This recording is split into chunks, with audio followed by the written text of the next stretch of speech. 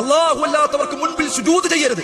ജാറങ്ങളിലോ മഖ്ബറകളിലോ ഉള്ളവർക്ക് നിനക്ക് ഒരു സഹായവും ചെയ്യാൻ കഴിയില്ല. മനുഷ്യരെ ചിന്തിക്കുക, നിനക്ക് എഴുന്നേറ്റ് നടക്കാനുള്ള ആവതുണ്ട്. ഖബറുകളിൽ കിടക്കുന്നവർ, അവർക്ക് എഴുന്നേൽക്കാൻ പോലും വയ്യ, അവരുടെ കണ്ണുപോലും തുറക്കാൻ വയ്യ. നിനക്ക് കണ്ണുകൾ പൂട്ടി തുറക്കാൻ കഴിയുന്നുണ്ട്, കാഴ്ചയുണ്ട്, കേൾവിയുണ്ട്.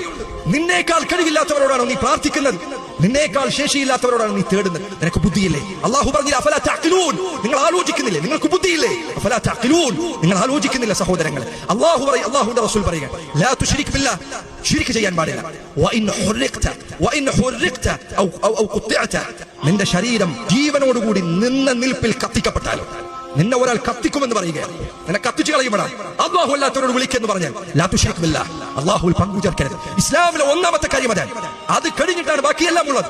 ലാ തുശ്രിക് ബില്ലാഹ് വഇൻ ഹുർരിഖ്ത ഔ ഖുത്തിഅത, നിന്റെ ശരീരം, അതിലെ ഓരോ അവയവങ്ങളും, വിരലുകൾ, കൈകൾ, കൈപ്പത്തികൾ ഓരോന്നോരോന്നായി കഷ്ണം കഷ്ണമായി മുറിച്ചു നീക്കപ്പെട്ടാലും ലാ തുശ്രിക് ബില്ലാഹ്, ശിർക്ക് ചെയ്യരുത്. അല്ലാഹു അല്ലാത്തവർ പ്രാർത്ഥിക്കരുത്. എന്റെ ജനങ്ങളെ, സഹോദരങ്ങളെ, ഈ നാട്ടിലുള്ളവരെ, പ്രിയപ്പെട്ട മുസ്ലിമീങ്ങളെ, അല്ലാഹുവിനെ പേടിക്കുന്നവരെ, പരലോകത്ത് രക്ഷപ്പെടണമെന്ന് ആഗ്രഹിക്കുന്നവരെ, അല്ലാഹുവിൽ പങ്കു ചേർക്കരുത്. അല്ലാഹു അല്ലാത്തവർ ദുആ ചെയ്യരുത്. അല്ലാഹു അല്ലാത്തവർ സഹായം ചോദിക്കരുത്. റസൂൽ പറഞ്ഞതാണ്, നബി സല്ലല്ലാഹു അലൈഹി വസല്ലം പറഞ്ഞു, വഇദാ സഅൽത ഫസ്അലില്ലാഹ്, ചോദിക്കുകയാണെങ്കിൽ അല്ലാഹുവോട് ചോദിക്കുക.